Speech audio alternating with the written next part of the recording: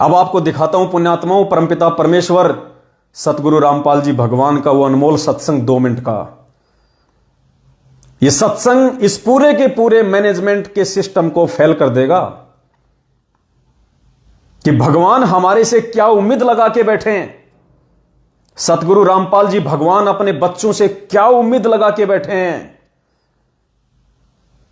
और ये नालायक बेबुद्धि के इंसान, मैनेजमेंट वाले, गुरुदेव का कलयुगी परिवार, पूरा का पूरा बेड़ा गर्क। इस परमात्मा का पूरा नाम मिट्टी में मिलाया जा रहा है। इस परमात्माओं को बाकी राजनीतिक संतों की श्रेणी में लाके खड़ा किया जा रहा है। राम रहीम की तरह इन आश्रमों को राजनीति का अड्डा बनाया जा रहा है, वोट बैंक बनाया जा रहा है। इन राजनेताओं के तलवे चाट चाट के जबरदस्ती उन अनुपदेशियों को भंडारे की आड़ में अपने आश्रमों में बुलाने के लिए। और आपको बताता हूं इनका मकसद क्या है। कोई भी व्यक्ति ऐसे फालतू में इन नेताओं को अपने आश्रम में नहीं बुलाता, उसका स्वार्थ होता है। और सतलोक आश्रम मैनेजमेंट हरियाणा का स्वार्थ क्या आपको पता है? इन आश्रमों को यथावत रखना, इन आश्रमों का संचालन ऐसे ही चलता रहे, किसी भी प्रकार की कोई बाधा उत्पन्न ना हो। कोई छोटा मोटा मुकदमा हो जाए, आश्रम में कोई मर जाए भगत, उसके परिवार वाले मुकदमा कर दें तो कल को पुलिस आके खड़ी ना हो जाए, पुलिस का दबाव ज्यादा ना हो। और किसी प्रकार की कोई घटना हो जाए तो प्रशासन का दबाव इन आश्रमों के ऊपर ना पड़े और इनका धंधा ऐसे चलता रहे। इसलिए ये लोग इन राजनेताओं को बुला रहे हैं इस धर्म यज्ञ की आड़ में। क्योंकि पुण्यात्माओं, मान लीजिए जिस क्षेत्र में आश्रम है, यदि उस क्षेत्र का कोई एक विधायक, कोई एक मंत्री, कोई एक एमएलए, या मान लीजिए 5-10 ऐसे अधिकारी या मंत्री या आईएएस अधिकारी या जिला कलेक्टर, क्योंकि ये तो फोर्स कर रहे हैं, पैर पकड़ रहे हैं जा जाके, साहब आपको आना ही पड़ेगा साहब। और 2-4 इस प्रकार के मंत्री अधिकारी यदि उस दिन उस आश्रम में आते हैं तो जाहिर सी बात है उस एरिया का जो पुलिस स्टेशन है, उस एरिया का जो पुलिस स्टेशन है, उसको सूचना दी जाती है कि फलाने विधायक साहब आ रहे हैं, फलाने मंत्री जी उस आश्रम में आ रहे हैं। तो पुलिस क्या करेगी? वहां की पूरा पुलिस प्रशासन उस आश्रम में आ जाएगी सिक्योरिटी के लिए कि मंत्री जी आ रहे हैं। अब एक जिला कलेक्टर यदि उस आश्रम में आएगा तो उस जिले की पूरी जो पुलिस है वो तो उस जिला कलेक्टर के अधीन है। यदि एसपी उस आश्रम में आएगा तो एसपी के नीचे तो पूरी पुलिस है। तो पूरा प्रशासन उस आश्रम के क्षेत्र का वहां आश्रम के वहां आ जाएगा सिक्योरिटी के लिए। और मैनेजमेंट यही चाहता है, मैनेजमेंट यही चाहता है अपने आश्रमों को चलाने के लिए कि ये मंत्री यहां आवे, ये कलेक्टर साहब यहां आवे, ये एसपी साहब हमारे भंडारे में आवे, तो वहां का लोकल जो पुलिस थाना है वो भी आए और आने वाले समय में उस आश्रम की एक इमेज बन जाए उस प्रशासन के सामने, उस थाने के सामने। ये साहब इनके आश्रम में तो बड़े बड़े अधिकारी आते हैं साहब, अरे साहब एसपी साहब भी आए। अब उस थानेदार को क्या पता कि ये तो एक दिन के मेहमान थे खाली, इनकी कोई जानकारी नहीं है। अब वो थानेदार तो ये सोचेगा इन आश्रम वालों के मंत्री साहब से बहुत गहरे संबंध है। थानेदार तो ये सोचेगा कि एसपी साहब से भाई इस आश्रम के संचालक के तो अच्छे संबंध है, भाई एसपी साहब और भंडारा में यहां आए। तो वो पुलिस प्रशासन उस आश्रम को छोटी छोटी बातों के लिए परेशान नहीं करेगा। वो पुलिस प्रशासन उस आश्रम पे उन छोटी छोटी घटनाओं को लेकर ध्यान नहीं देगा। और कभी यदि ऐसी कोई बात हो गई तो वो पुलिस प्रशासन, वहां का जो क्षेत्र अधिकारी है, जो थाना अधिकारी है, उसके दिमाग में ये बात रहेगी कि इस आश्रम के जो मुखिया लोग हैं उनकी प्रशासन में बहुत गहरी पैठ है, उनकी ऊपर तक जांच है, उनकी पहचान है। यही सबसे बड़ा स्वार्थ है इस मैनेजमेंट का, इन अधिकारियों को, इन नेताओं को, इन आईएएस अधिकारियों को इनके पैर पकड़ पकड़ के, निमंत्रण दे दे के, विशेष आग्रह कर करके, हाथ जोड़ जोड़ के, परमात्मा के वचन को तोड़ के अपने धार्मिक धंधे के लिए इन आश्रमों में खींच के लाना। अरे वो जिला कलेक्टर आश्रम में आएगा और वो जूते नहीं उतारेगा और वो हर जगह घूमेगा जहां भगत दंडोत करते हैं। क्या कर लोगे तुम? कर दो उसको मना। मना तो ये कर ही नहीं सकते क्योंकि इनका स्वार्थ है। पुण्यात्माओं, ऐसे इस परमात्मा का नाम और इस परमात्मा का ज्ञान ये मिट्टी में मिलाया जा रहा है।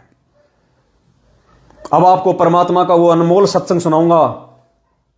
उस सत्संग को सुनने के बाद में अगर आप होश में होंगे, अगर वास्तव में आप एक अच्छी आत्मा है और भक्ति करना चाहती हैं, आप सोचने पे मजबूर हो जाएंगी कि वो परमपिता परमात्मा सतगुरु रामपाल जी भगवान 27 साल से इतना दुख उठा के, लोगों की गालियां खा के, अरे क्या वो परमात्मा राजनेताओं के तलवे नहीं चाट सकता था?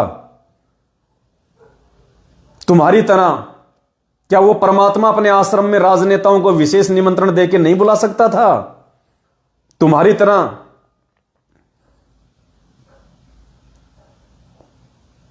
करोथा का मुकदमा चल रहा था, बरवाड़ा में मुकदमा चल रहा था, क्या परमात्मा नहीं बुला सकते थे आसपास के मंत्रियों को, विधायकों को, यह सोच के कि ये मंत्री विधायक यहां आएंगे तो हमारे मुकदमे ठंडे हो जाएंगे, प्रशासन में हमारी पैठ हो जाएगी, लोग हमें परेशान नहीं करेंगे, दुखी नहीं करेंगे।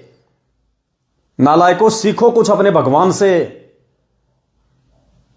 परमात्मा ने एक भगत की भूमिका में यही कहा कि हम भगवान के आश्रित हैं, हमारा अच्छा बुरा उस परमेश्वर के हाथ में है, इन राजनेताओं के हाथ में नहीं है। 5 साल बाद इनका खुद का ठिकाना नहीं होता। उस भगवान ने कभी भी तुम्हारी तरह ड्रामेबाजी नहीं करी। 27 साल में गांव के सरपंच को भी नहीं बुलाया कि आ जा भंडारे में। परमात्मा ने कहा अगर आश्रम में आना है तो एक भगत की तरह आना होगा। सत्संग सुन बैठ के, समझ में आ जाए तो नाम ले, और एक व्यक्ति बनके, आम व्यक्ति बनके, वो विधायक आएगा, वो 2 घंटा सत्संग सुनेगा आगे बैठ के। कोई माइका लाल जिला कलेक्टर को 1 घंटा बैठा के भक्तों के साथ नीचे जूते चप्पल निकलवा के नीचे मैट के ऊपर बैठा के मुझे सत्संग सुन के दिखा दे वहां पे।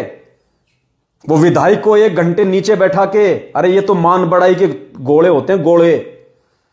जिला कलेक्टर, आईएएस, आईपीएस अधिकारी, पार्षद, एमएलए, ये तो मान बढ़ाई के गोले हैं। ये तो अपने सफेद कुर्ते पे क्रीज भी नहीं पड़ने देते नीचे बैठ के। तुम उनको मुझे बाकी संगत के साथ में वहां पे बैठ के दिखा दो कि भैया 2 घंटे गुरुजी का सत्संग सुन, उसके बाद में भंडारा होगा। और अब देखना ये क्या करेंगे। जैसे वो विधायक या मंत्री या जिला कलेक्टर अंदर आएगा, सब पानी पानी, सब ठंडा लाऊं, गर्म लाऊं, सब। अरे साहब ये देसी घी की मिठाई साहब स्पेशली आपके लिए बाहर से मंगवाई सर क्या लोगे सर? समोसे, कचौरे। ये यूं करेंगे, नीचे हाथ देंगे, उनके नीचे हाथ देंगे अपने आश्रमों को सुरक्षित रखने के लिए, नीचे हाथ देंगे उनके। ये हाल है इनका। पुण्यात्मा बेड़ा गर्क कर रहे हैं, बेड़ा गर्क संगत का, बिल्कुल बेड़ा गर्क।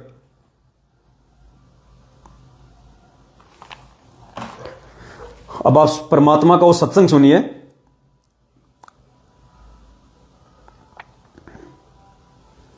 अमेरिका की न्यू जर्सी की रहने वाली फ्लोरेंस एक भविष्यवक्ता थी। उसने जो भविष्यवाणी की थी, उस भविष्यवाणी को आधार बना के परमात्मा ने सन 2013 में सत्संग किया था। और क्या कहा परमात्मा ने इस सत्संग में? पुण्यात्माओं, कान खोल के सुनना इस 1 मिनट के सत्संग को, कान खोल के। इस सत्संग में परमात्मा कह रहे हैं उस भविष्यवाणी के अनुसार कि उस सायरन के भगत, उस परम संत के भगत इन राजनेताओं के ऊपर, इन चांडाल चौकड़ियों के ऊपर, इनको चांडाल चौकड़ी कहा है, जिनको ये हाथ पकड़ पकड़ के ला रहे हैं लड्डू जलेबी खिलाने के लिए, इनको चांडाल चौकड़ी। परमात्मा कह रहे हैं उस भविष्यवाणी को आधार बना के कि ये जो राजनेता है ना, उस संत के भगत, इनके ऊपर अंकुश लगा देंगे कि बहुत दिन तुमने बकवाद कर ली, अब चुपचाप बैठ जाओ या सही दिशा में चलो। पहले सत्संग सुनिए परमात्मा का। वह संत अपनी कल्याणकारी विचारधारा तथा अपने सच्चरित्र प्रबल अनुयायियों की शक्ति से संपूर्ण विश्व में नए ज्ञान का प्रकाश फैला रहे हैं। वह संत अपनी शक्ति निरंतर बढ़ा रहे हैं। उनमें इतनी शक्ति है कि वह प्राकृतिक परिवर्तन भी कर सकते हैं।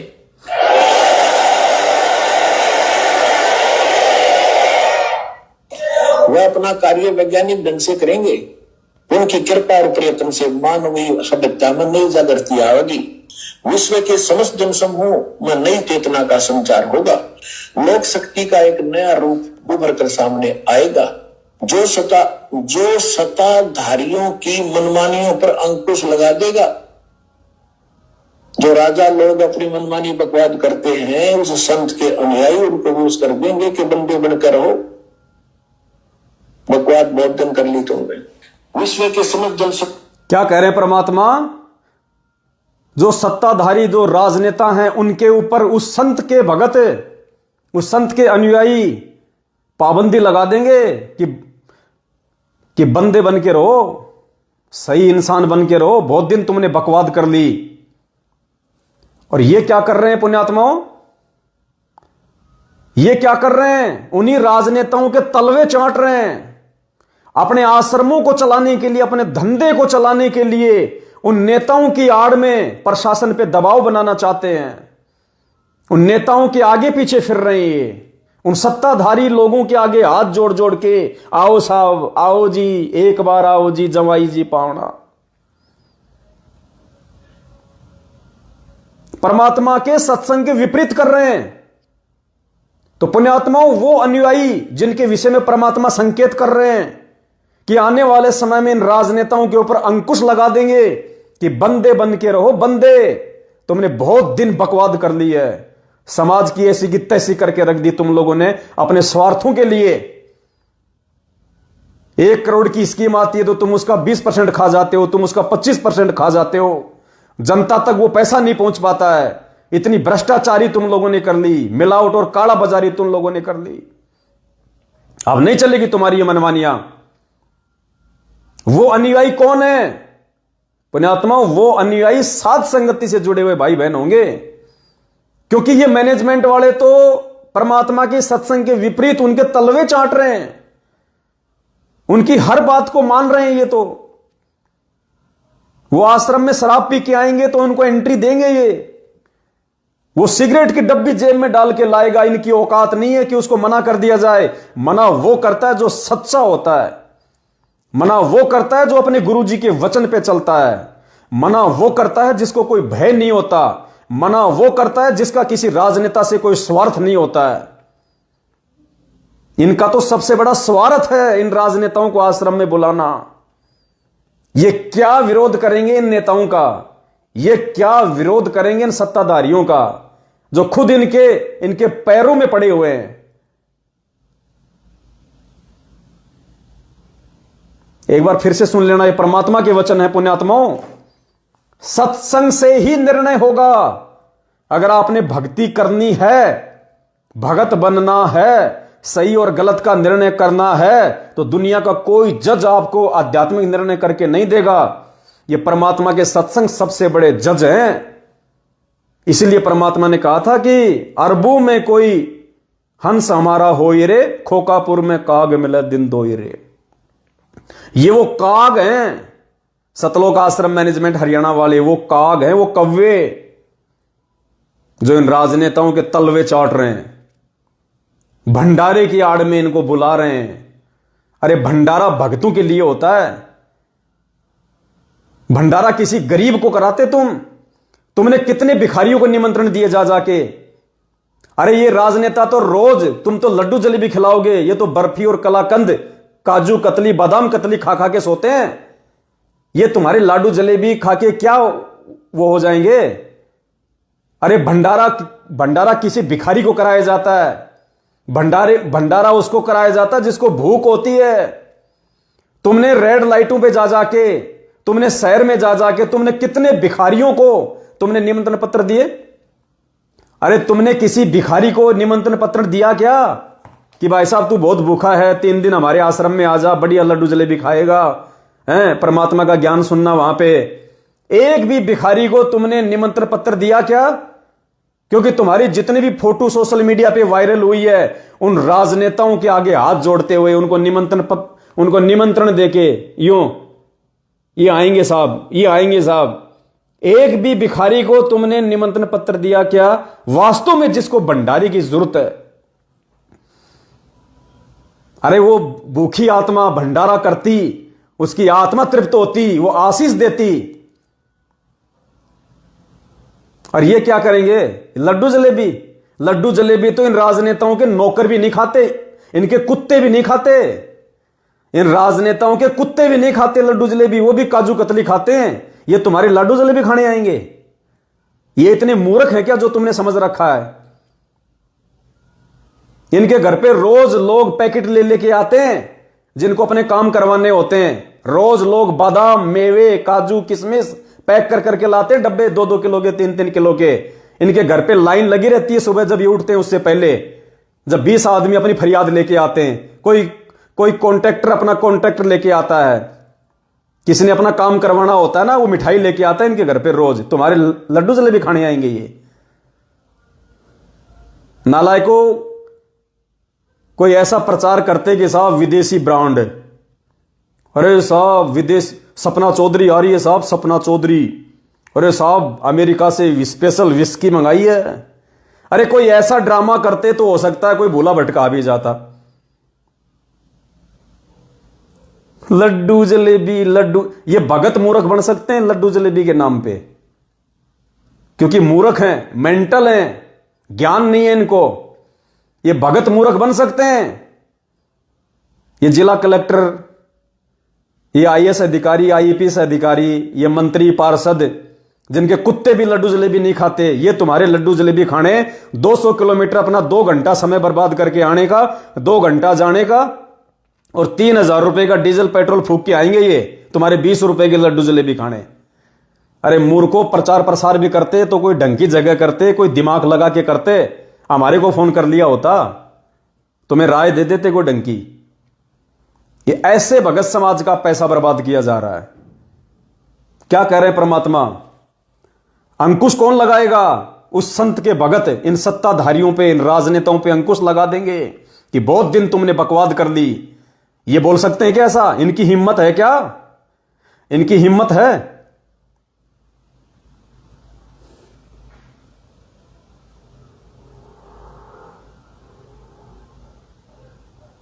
क्या कह रहे परमात्मा? ध्यान से सुनिए। वह संत अपनी कल्याणकारी विचारधारा तथा अपने सच्चरित्र प्रबल अनुयायियों की शक्ति से संपूर्ण विश्व में नए ज्ञान का प्रकाश फैला रहे हैं। वह संत अपनी शक्ति निरंतर बढ़ा रहे हैं। उनमें इतनी शक्ति है कि वह प्राकृतिक परिवर्तन भी कर सकते हैं।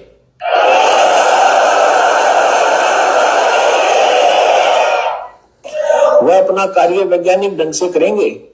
उनकी कृपा और प्रयत्न से मानवीय सभ्यता में नई जागृति आएगी। विश्व के समस्त जनसमूह में नई चेतना का संचार होगा। लोक शक्ति का एक नया रूप उभर कर सामने आएगा, जो सत्ताधारियों की मनमानियों पर अंकुश लगा देगा। जो राजा लोग अपनी मनमानी बकवाद करते हैं, उस संत के अनुयायी उनको विरोध कर देंगे कि बंदे बनकर रहो, बकवाद बहुत दिन कर ली तुमने। विश्व के समस्त जनसमूह में नई चेतना का संचार होगा। लोक शक्ति का एक नया रूप उभर कर सामने आएगा, जो सत्ताधारियों की मनमानियों पर अंकुश लगा देगा। राजनेताओं के ऊपर मनोचिकित्सक तथा राजनेताओं के ऊपर अंकुश लगा देंगे वो अनुयायी। ये अंकुश लगाएंगे पुण्यात्माओं, ये खुद उनके तलवे चाट रहे राजनेताओं के। और ये कोई पहली बार थोड़ी चाट रहे तलवे, इनके तो आदत है। लगता पिछले जन्म में कुत्ते थे ये मैनेजमेंट वाले, ये गुरुजी का परिवार, ये कोऑर्डिनेटर लगता पिछले जन्म में कुत्ते थे, इनकी आदत है तलवा चाटने की। ये देखिए एक वीडियो 2-3 साल पुराना, इनकी तलवे चाटने की खानदानी आदत है इनकी। मध्य प्रदेश के भोपाल में जिस समय कांग्रेस और बीजेपी के चुनाव थे, वहां का स्टेट कोऑर्डिनेटर विष्णु साहू 100-200 भक्तों को इकट्ठा करके एक हॉल में, और एपी सिंह वकील, अब तो उसको हटा दिया गया है, एपी सिंह वकील को बुला के, क्योंकि एपी सिंह वकील का जानकार था दिग्विजय सिंह, कांग्रेसी नेता दिग्विजय सिंह। दिग्विजय सिंह को बुलाया गया वहां पे, नेता को, और मूर्ख भक्तों को इकट्ठा कर लिया गया 200-300 को। एपी सिंह है और स्टेट कोऑर्डिनेटर विष्णु साहू। और देखना यहां क्या कहा जा रहा है, उन 200 भक्तों के सामने, उन मूर्खों के टोल के सामने, और एपी सिंह दिग्विजय सिंह को कह रहा है कि ये आपके पोलिंग एजेंट है, पोलिंग एजेंट, ये आपके पोलिंग एजेंट, आपके दलाल, आपके दल्ले। और वो मूर्खों के टोल सुन रहे हैं सामने, बोल नहीं रहा, कोई सवाल नहीं कर रहा कि तूने हमारे को राजनेताओं का एजेंट कैसे बता दिया। एक की भी हिजड़ी की हिम्मत नहीं हुई, एक की भी। अब मैं जब इस प्रकार के शब्द बोलता हूं ना, ये हिजड़े, कुत्ते, मूर्ख, कई लोगों को मिर्ची लगती है। किन लोगों को? जो मेरे साथ में रह चुके हैं। परमात्मा कहते हैं जेता मीठा बोल ही तेता संत ना होए, और खरी खरी बाता कहे संत कावे सोए। किस बात का डर है भाई? मालिक कहते हैं, परमेश्वर की एक वाणी है, निंदा के ऊपर दास के दिमाग से निकल गई है। जैसे को तैसा कहे सो तो निंदा नाही, साचा शब्द कबीर का प्रकट किया जगमाही, और जैसे को तैसा कहे सो तो निंदा नाही। परमात्मा कहते हैं चोर को चोर, मानसिक गुलाम को हिजड़ा, तलवे चाटने वाले को कुत्ता। जैसे परमात्मा ने आर्य समाजी महर्षि दयानंद को क्या कहा था? नशेड़ी। क्यों कहा था नशेड़ी? क्योंकि वो नशा करता था। उससे भी बहुत सारे लोगों को ऑब्जेक्शन है कि इतने महान संत को नशेड़ी क्यों कहता है। जिनको ऑब्जेक्शन है उनको ज्ञान नहीं है। यहां परमात्मा ने हमारे को यह ज्ञान किसी के तलवे चाटने के लिए दिया है, कुत्तों की तरह। परमात्मा ने ज्ञान दिया अपने आत्म कल्याण के लिए, और सच को सच और गलत को गलत कहने के लिए। और मालिक ने कहा कि विदुर के जैसे बनो, विदुर के जैसे। अगर पंचायत में बैठे हो तो सच को सही कहो और गलत को गलत कहो, वरना वहां से उठ के चले जाओ। तो वो मूर्खों का टोल 200 भक्तों का वहां पे बैठा हुआ, और वो एपी सिंह वकील सबके सामने कह रहा है। वो दिग्विजय सिंह बोला मुझे तो पता नहीं था संत रामपाल जी के इतने भगत हैं। तो एपी सिंह कह रहा साहब ये तो खाली आपके पोलिंग एजेंट है, पोलिंग एजेंट, ये तो आपके दलाल हैं, दलाल, दल्ले। सुनिए, मैं नहीं कह रहा, मैं वही कहता हूं जो है, अपनी तरफ से नहीं कह रहा दास। सुनिएगा और विचार करना, नालायकों कौन सी दिशा में जा रहे हो तुम? भगवान तुम्हें गटर से निकाल के बाहर लाया और तुम वापस इन कुछ मंदबुद्धि लोगों के कहने पे तुम गटर में गिर रहे हो। यह समय नहीं आएगा बार बार। आदरणीय एपी सिंह जी, आदरणीय विष्णुदास जी, हमारे रामपाल जी महाराज के सभी आदरणीय अनुयायी भाइयों और बहनों, सबसे पहले तो माफी चाहता हूं देर से आया, लेकिन आप जानते हैं नेताओं के सुबह टाइम पर निकलते हैं, लेकिन धीरे धीरे धीरे धीरे विलंब होता चला जाता है। हर आदमी चाहता है कि माफी करो, माफी करो। रामपाल जी महाराज के इतने शिष्य होंगे मुझे तो अंदाजा भी नहीं। पदाधिकारी आपके पोलिंग पे एजेंट है, ये पोलिंग एजेंट, पोलिंग एजेंट हमें कुछ भी नहीं चाहिए, हमारी बात सिर्फ संसद में रख देना, लगाएंगे सब पैसा हम लगाएंगे।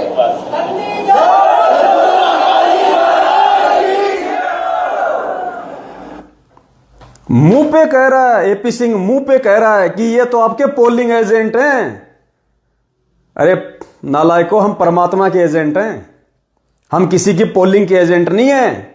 हम कुत्ते नहीं है इन राजनेताओं के जो मैनेजमेंट ने तुमको बना दिया है, कुत्ता बना दिया। भगवान ने हमें कहां से उठा के कहां पटका और इन लोगों ने कहां से उठा के तुम्हें कहां नीचे धकेल दिया।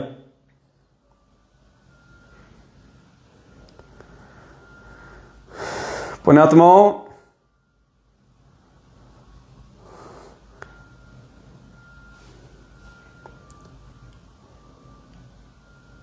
ये बहुत बड़ी मेहर है जब हम कभी शांति से बैठ के इस बात पे विचार करते हैं कि हम साध संगति से जुड़े हुए हैं। हम परमेश्वर के इस मिशन का एक जो हिस्सा है साध संगति, हम साध संगति से जुड़े हुए हैं। और साध संगति से जुड़े हुए भाई बहनों के आचार विचार व्यवहार बोलचाल उठना बैठना और ये सतलोक आश्रम मैनेजमेंट हरियाणा और इनके पीछे लगे हुए भाई बहनों का बोलना चलना उठना बैठना समझना सोचना रात दिन का अंतर, रात दिन का अंतर। एक ही गुरु के शिष्य हैं लेकिन रात दिन का अंतर है। तो ये छटनी हो रही है। हमने केवल अपने परमपिता परमेश्वर को प्रसन्न करना है। हमने इन लोगों की तरह कोई धंधा नहीं करना।